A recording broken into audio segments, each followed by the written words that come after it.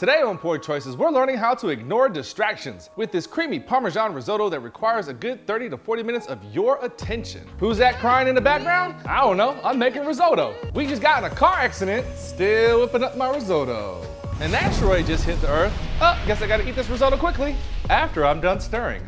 And after you've made this once, the door is open to all sorts of protein and vegetable additions because even though it's a time suck, risotto is really easy. You just have to ignore everything and everyone. Starting off, let's go over some ingredients because this is one of those recipes, it helps to have everything all prepared by your side so you can have it ready to go in. If you're stepping away to grab stuff, measure stuff, cut stuff, then you run the risk of ruining your risotto. So first we'll need some good quality chicken broth. Homemade is always a great go-to, but in this case, I grabbed some kettle and fire. The broth is going to be a lot of the flavor, so you don't want to skimp out and get some cheap 99-cent broth. We need 4 cups of this, and I actually grabbed the last 2 at the store, which is why one is low sodium and the other is regular, but you can go with either. Next is a good dry white wine, and I got this Menage a Trois Pinot Grigio because the name makes me smile. But go with whatever your favorite dry white wine is, we're going to need a cup of that. Then the most important piece of this, the Arborio rice. It's an Italian short grain rice that's critical to giving us that classic creaminess that risotto has. No other rice will do, so save that Uncle Ben's for another day. We'll need a cup and a half of this. And some good quality Parmesan that's freshly grated, and I mean that.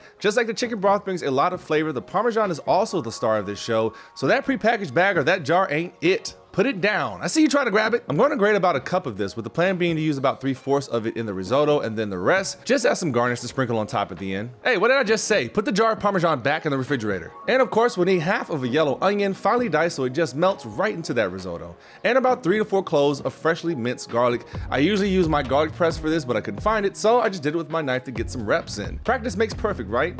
And I've said this a ton of times, but don't use that jarred garlic here, okay? This risotto is too precious for that. Save that jarred stuff for some homemade buffalo sauce on some wings. So we've got all that prepped. We want to first take our 4 cups of chicken broth and put it into a saucepan and warm it up. We don't want to add this stuff cold to our risotto because it's only going to slow down the cook time. So get it over a low setting on the stove and just have it near your main pan, ready to ladle in as we need. Speaking of a pan, I've got mine over medium heat and we're going to add 2 tablespoons of butter in. I actually used salted butter this time, and we'll just let that melt for a second, and then we'll add in the diced onions and garlic and saute for about 4 minutes or so, at least until the onions are softened. Plenty of time to check your wine for poison and admire possibly the only menage a trois allowed in your house. Then again, I don't know your life, I'm not kink shaming. Once softened, we'll add in our 1.5 cups of rice and stir that till you see every grain of rice coated in that butter. Let that go for about a minute or so and you'll see the rice turning translucent. That is the perfect time to add in our cup of wine and reduce the heat to a simmer. And pour it around so that the wine distributes evenly because we don't want to stir this at this point. Just let it simmer until the wine is almost fully absorbed.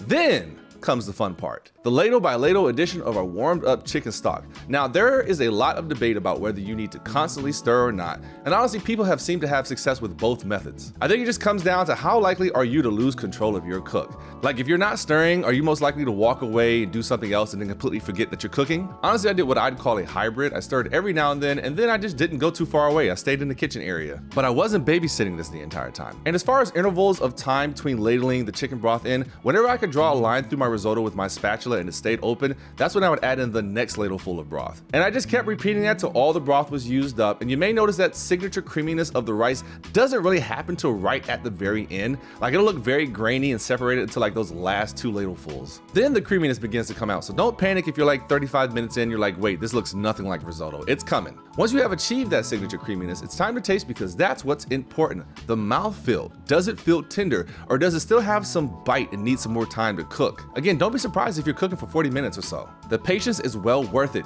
If the mouthfeel is good, kill the heat, and first we're going to add in that 3/4 of a cup of freshly grated Parmesan because I know you didn't grab that bag of pre-shredded Parmesan from the grocery store. Stir it up and then taste again. Now we want to see, is it Parmesan-y enough and does it need salt? Parmesan already has a saltiness to it, so we want to add that in first before adding in additional salt. Because after all, this is a Parmesan-based risotto, so we don't want to have to back off the cheese just because we oversalted too much earlier. And you can just do pinches at a time, there's no real measurement. Just sprinkle a little bit in, give it a stir, sprinkle a little bit more in if you need so. And then also we want to add in some freshly cracked black pepper. And then one final note, when stirring the risotto, I'm being very gentle with it as to not mash it and turn it into some weird monstrosity of a mashed potato rice texture. So, you know, be careful with your risotto. And last optional addition, if you really want to die happy, is a generous pat of butter. Again, if you're using salted butter, just keep that in mind when you're doing the salting earlier. I often cook with both salted and unsalted at the same time. So if I get the salt level right, but I still want some more buttery goodness, I can throw that unsalted butter in and not mess it up. I know I'm talking about salt a lot, but salt is just so important in every single dish. And I don't want you all to mess it up after spending all that time at the stove. Then we plate, garnish with a little parsley, maybe some more Parmesan, and that's it. A simple beginner's risotto, and now you can go crazy with it. You can add in some asparagus, which is a great springtime vegetable, some mushrooms, some shrimp, whatever you want. That's the beauty of risotto. It can be a side or a main. Hey everybody, this is Poor Choices Kitchen. We have a Patreon linked down in the description. $1 a month is all we ask for from there, though you can donate as much as you want on the Patreon platform. And on YouTube, we have YouTube memberships, which is $2.99 flat rate all around. All the money, whether it's $1 or $2.99 or $10, goes a very long way in helping pay for these recipes in these here inflated times and these upcoming unemployment times. So again, thank you to everyone who's already subscribed and donated. So enjoy this recipe, and I will definitely have some more risotto recipes in the future. But until then, I'll see you all then. Peace.